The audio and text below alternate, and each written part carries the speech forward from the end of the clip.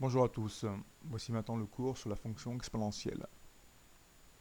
Alors, les activités numéro 1 et numéro 2 ont déjà été corrigées. L'activité numéro 1 corrigée en ligne. Ouais. L'activité 2, j'ai fourni une correction papier.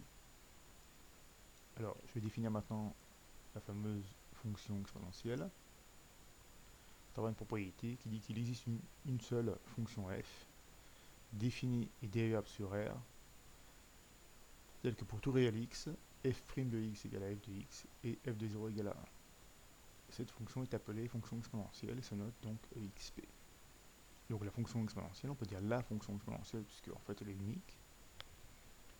Elle est définie donc par deux propriétés. La première, c'est que sa dérivée c'est elle-même, hein, puisque pour tout x réel, f' de x égale à f de x, et puis f de 0 égale à 1.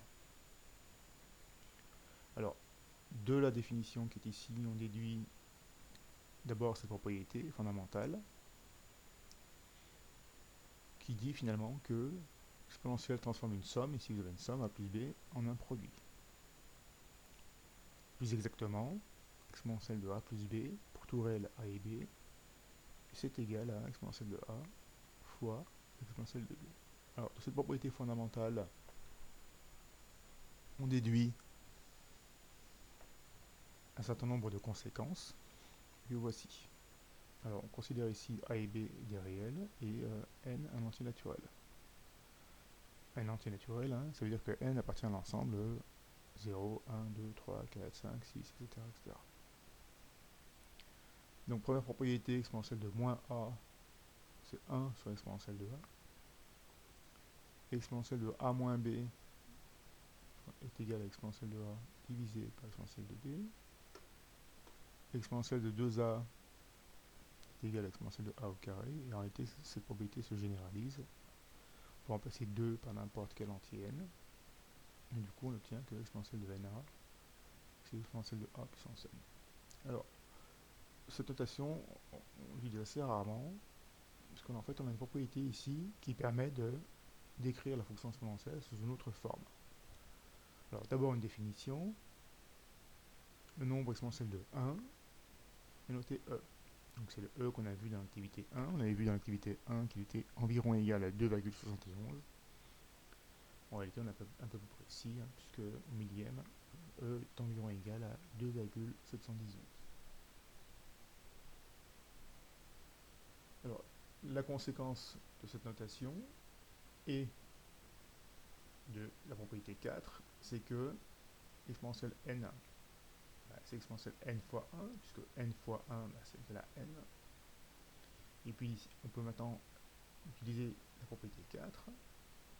On a en fait ici petit a égale à 1, si on compare, petit a égale à 1, et donc si on applique la conséquence 4, l'exponentielle de n fois 1, eh bien c'est l'exponentielle de 1 puissance n. L'exponentielle de 1, on va remplacer par e, puisqu'on a noté e, et donc on obtient e exposant n. Voilà. Donc finalement, l'exponentielle de n, eh bien c'est e puissance n, et cette notation en fait se généralise à tout réel, x, et on peut donc écrire que l'exponentielle x, c'est e puissance x. Voilà. Et donc dorénavant, au lieu d'écrire exponentielle de x, on va écrire e puissance x. Alors, on peut réécrire les propriétés précédentes en utilisant cette nouvelle notation. Donc, c'est vraiment ces propriétés qu'il faut retenir. Donc, la propriété fondamentale qui est ici, eh bien, sera écrite comme ça, exponentielle de a plus b égale exponentielle de a pour exponentielle de b. Et puis, bien sûr, il faut bien remarquer qu'on peut écrire les égalités dans l'autre sens. C'est-à-dire qu'on peut écrire exponentielle de a fois exponentielle de b égale exponentielle de a plus b. La propriété 1 qui est ici, on la retrouve là. Donc, exponentielle de moins a est égal à 1 sur l'exponentielle de a. Et puis bien sûr, on peut écrire que 1 sur l'exponentielle de a égale exponentielle de moins a. Alors là, la propriété découle de la définition, hein, puisque f de 0 c'est 1 pour f fonction exponentielle. Donc l'exponentielle de 0 c'est 1. Bon, 1 est égal à l'exponentielle de 0. La propriété qui est ici, c'est la conséquence numéro 2, qu'on a juste réécrite. Donc exponentielle de a moins b égale exponentielle de a sur l'exponentielle de b. Et puis, évidemment, exponentielle a divisé par exponentielle b est égal à exponentielle de a moins b. Cette égalité, ces égalités sont liées à la définition qui est ici, puisque exponentielle de 1 c'est e, donc de e puissance 1 c'est e, e c'est e puissance 1, exponentielle de 1. Et puis les égalités qu'on a là, elles découlent de la conséquence 4. Exponentielle de na, c'est exponentielle de a puissance n. Ou autrement dit, exponentielle de a puissance n, c'est exponentielle de n fois a. Alors, quelques exemples de calcul. Donc ici, j'applique la propriété qui est là. Un petit a, en fait, c'est moins 3x. Petit b, c'est x. Donc on obtient l'exponentielle de moins 3x plus x, c'est-à-dire exponentielle de moins 2x.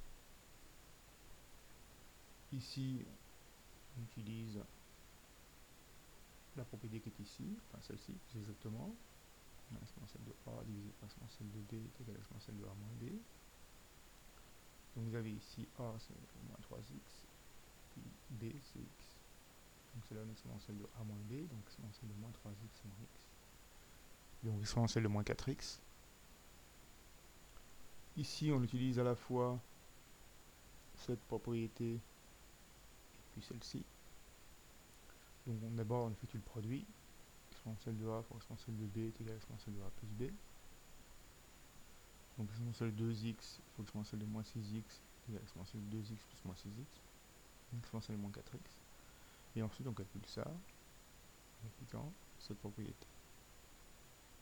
Et donc on obtient exponentielle de moins 4x moins 2x, ce qui donne exponentielle de moins 2x. Ici on va d'abord s'occuper du dénominateur, on va appliquer la propriété qui est ici. Exponentielle de a puissance n égale exponentielle de n fois a. Exponentielle de 3x puissance 2, c'est exponentielle de 3x fois 2. Donc exponentielle de 6x. Et ensuite on peut simplifier ce quotient en utilisant à nouveau cette propriété. Donc ça donne exponentielle de x moins 6x, exponentielle moins 5x. Alors, je ne sais pas si vous avez remarqué, mais en réalité, les propriétés qu'on a écrites là sont les propriétés sur les puissances que vous connaissez déjà. Dernière petite chose, alors il y a un lien entre la fonction exponentielle et les suites géométriques. Pour plus exactement, si on prend un réel a quelconque, la suite un définie par un égale exponentielle na, et bien en fait c'est une suite géométrique de raison q égale exponentielle de a. Et de premier terme 0 égale a. Bon, c'est facile à démontrer.